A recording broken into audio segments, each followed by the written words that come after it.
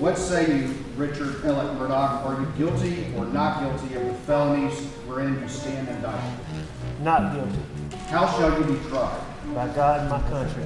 The exact time when Paul and Maggie Murdaugh were murdered. At the end of the investigation, it was obvious. I'm not here to work with them, okay? And the whole point is to have this not fall into the wrong hands. This case is unique, it's unprecedented in South Carolina history.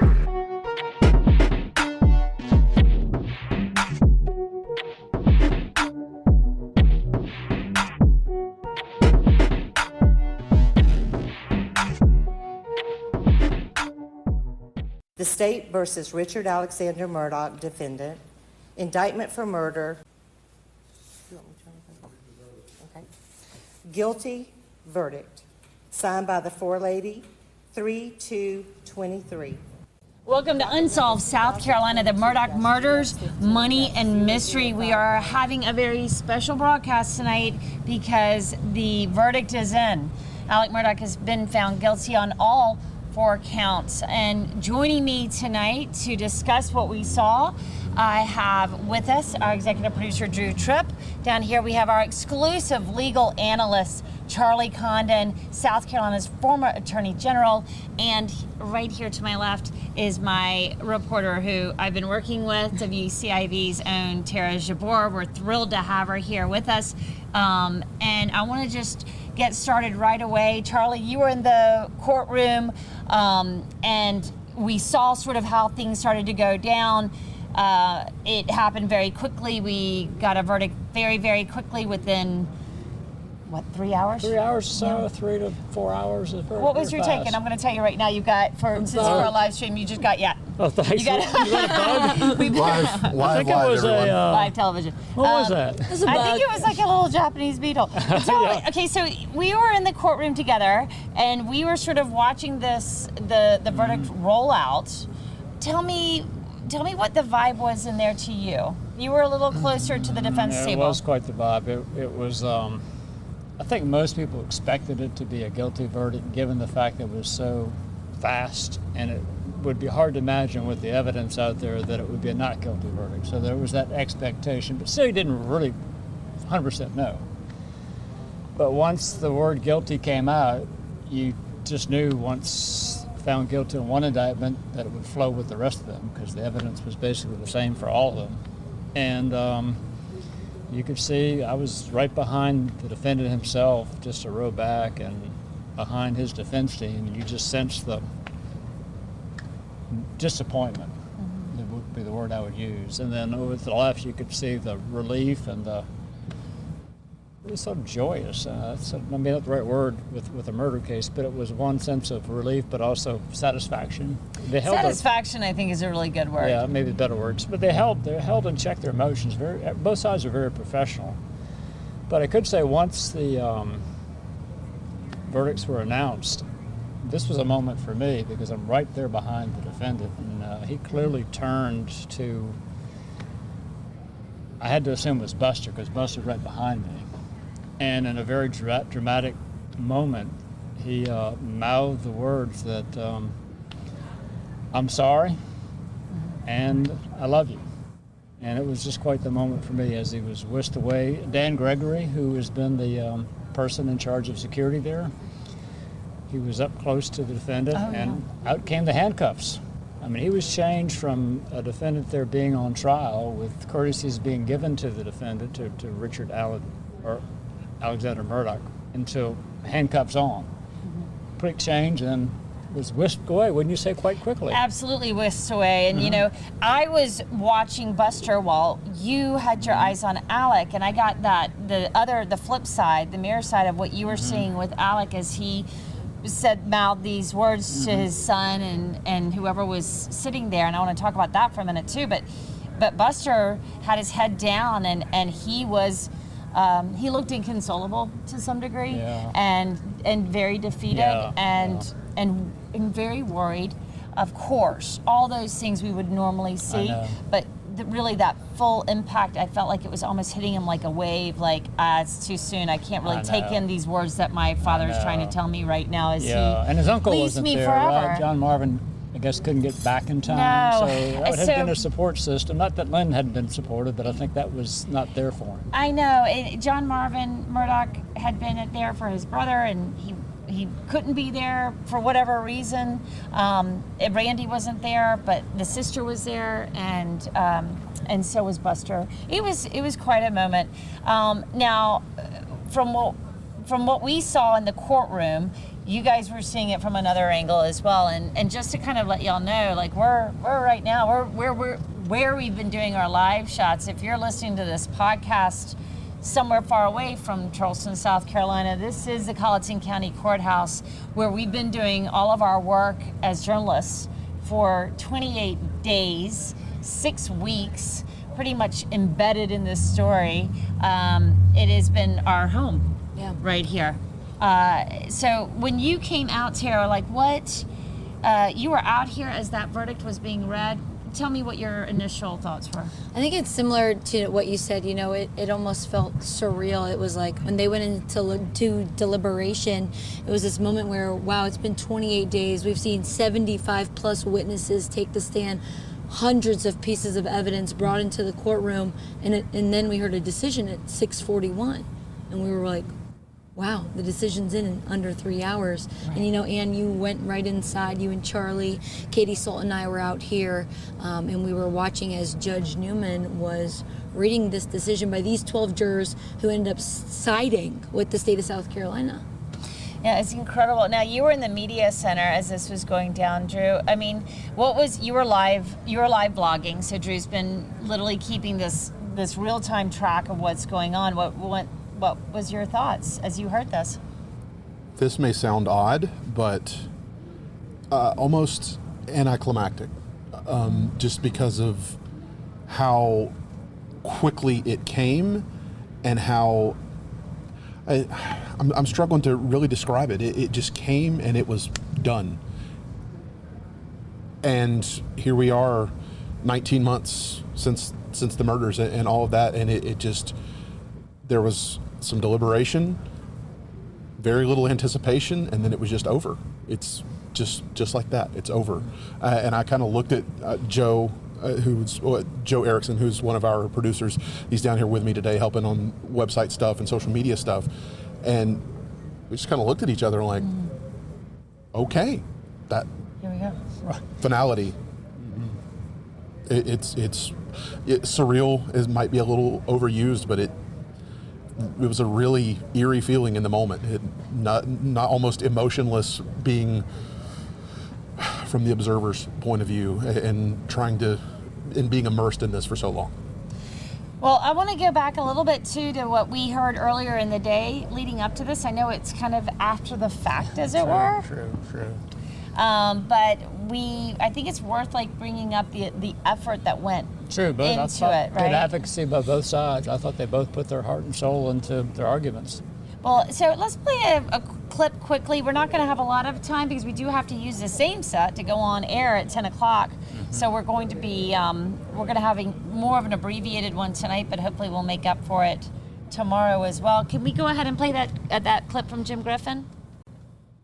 What if Paul the detective learned the source of drugs that were being sold to his dad? What if Paul the detective goes to that drug source, says, cut it out, that's my dad, you're ruining my family, and if you don't, I'm going to tell on you, turn you in. And what if source is a member of dangerous drug gang? No, I don't object. Thank. We heard him talk about how there was like that third person theory that, what did you just call it, Charlie? It's just generally accepted that among lawyers you don't object to the other person's argument unless you really feel the need to. And obviously John Meadors felt the need to because he was introducing what one would call third-party guilt, that my client didn't do this, other person out there. And there are standards on it. You just can't throw that out there without having had some proof of it. And so Judge Newman did sustain the objection. The bell was sort of rung, so to speak. That thought was out there. And so there wouldn't necessarily be proper for them to have considered it during deliberations. And obviously didn't win the day, but I think he felt like he had to do everything he could to try and get one or two jurors to hold out for not guilty. Well, go ahead, Drew. I came into today, and Charlie, I said this last night. I came into today thinking, what would have to happen to persuade me and to sway me? And I'll tell you, Jim had me when he was, to use the phrase that I've used, and I think I even heard John Meadors use it today. He was putting Sled on trial, and I was there with him. I was there with him. But as I said in a previous episode last night, today I needed the defense to kind of put up or shut up a little bit and bring it home. If you're gonna go there, give me something tangible, give me something I can sink my teeth into. And at that point, when they're just kind of throwing out wild theories and there's no meat on the bone, I guess you could say, that's kind of where I did my best, but that's where it kind of went downhill for me. And I just didn't know that I didn't find Jim all that persuasive from that point. Yeah, and I want to talk about Meadors' closing. He said something that literally stuck with me from the moment that I heard it, and I wrote it down. He said, this case is about two things, being real and choices, and he weaved that through the last words from the state. He said, Alec was not real, but Blanca was real. Alec was not real, but, Shelley was real. Right. And then he said, you make choices in life, and no matter who you are, you will always be held accountable for those choices, and that was powerful.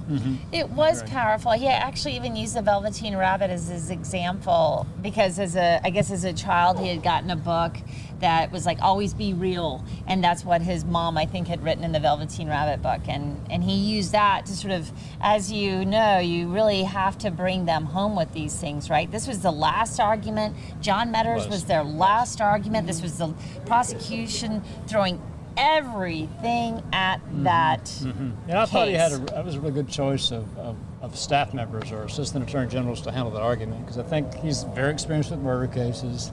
He had that nice, I thought, mix of arguing facts but emotion to it, and I felt the jurors were sort of nodding with him, didn't you? He just seemed to really connect with them, and just the way he argued it, and obviously it was effective because that verdict, 6 weeks? We've had that. How many witnesses? And they come back in 3 hours? I think it was literally, we were up to 70 or 80 witnesses by the time this wrapped, which is, and you said tonight, you confirmed that this is my understanding now, I spoke with actually I think it was the Attorney General himself. He said that he understood that the trial against Pee Wee Gaskins was 5 weeks, not 6. I thought it had been 6. So here we're in 6 weeks in a non-capital case, and of course in a capital case you have, if there's a guilty verdict of murder, you have a day wait in between with nothing, no testimony. We didn't have that, so straight through 6 weeks. So I think this may be the longest trial in state court history in South Carolina, and of course the historic nature of it is not to be understated. Because, wow, however way you look at this, you have a very prominent former attorney with deep ties here. And by the way, John Meadors did bring that up, didn't he? Brought up his family in the argument, didn't he? And how he found it offensive that they're trying to say that putting law enforcement on trial and say they were responsible and they fabricated evidence. And so I think that's quite the vindication, by the way, for the State Law Enforcement Division. I would be not surprised at all that we don't see Chief Keel here tomorrow, Mark Keel. Interesting, for because the sentencing. I think that'd be very appropriate, because they alleged this fabrication of evidence. They put Sled on trial. They certainly put a number of the agents, especially the main case agent, David Owen, through the ringer. Oh, and his name got brought up every day. Every day. There was something about how Sled agent Owen hadn't done fabricated something. evidence. And right. It got to the level, this may be a bit of a stretch, but I didn't really think so. When he talked about the fabrication, to me it was like alleging that the State Law Enforcement Division was involved in criminal activity. Really, when you start thinking about it, manufacturing evidence to convict an innocent person was basically what wasn't quite said that way, but that was a clear implication. But here you have it. There were 12 jurors there didn't buy it. I noted some glossing over there in some of those points by Jim, and that was, I think, another one of the points that stuck with me. Something you said last night, quoting a judge from your career about sweet reason never sent anyone to the electric chair. I thought the through line between Jim and John Meadors of common sense today, and Meadors really hit home on common sense, but also emotion. I thought he balanced that really, really well. Yes, Did you not? I did. I thought I really thought it was just a great argument. And I thought Jim Griffin had also a good argument. But from the standpoint of the state of South Carolina, wanted to bring these jurors along with the evidence that they had there and using those things of common sense. And he used that initial, it really threw me off because CSC typically means criminal sexual conduct. And he said, no, this is a common sense case. Yeah. And wow, okay, got my attention. And I thought about that. This really is a common sense case because if you step back from it, really, there's so much evidence against this defendant, and he'd had to explain it. And then, boy, did he drive home the lying part, didn't he? Mm-hmm. Whoa! And the lying about the being at the kennels, and he had to wait to the last moment to have another moment of why he lied about not being truthful before. As you said, the lie about the lie. And so it was just really well done. And I know, as I said, we may have mentioned this earlier in one of the broadcasts. As I left the courthouse here to come out to do the interview, I did see him. I thought he really was waiting for the baby. John Metters was in the first floor of that courthouse with another assistant attorney general, and he was sort of pacing. And his heart and soul was in this, and I thought when it came back the way that he wanted it to come back, I would say he's probably at the tail end of his career, wouldn't you say, just given his age? He's a contemporary of mine, and so to have and Creighton Waters, I mean, talk about somebody who put a heart and soul into something. So to have we can't forget, though, you had the Attorney General of South Carolina take a key witness, and he did so well. So it was just a real vindication. Yes.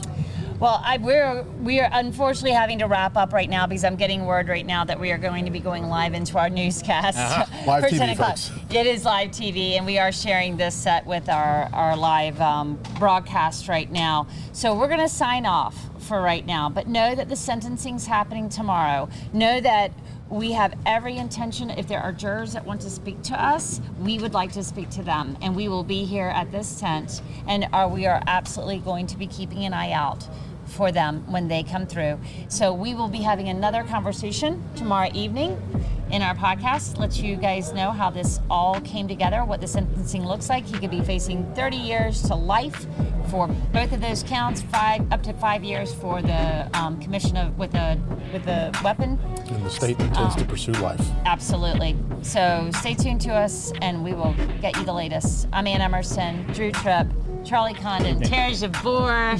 Thrilled to have her. Max Harrison, working the boards. Keep on bringing your questions. We'll keep answering them. Thank you so much for being here tonight.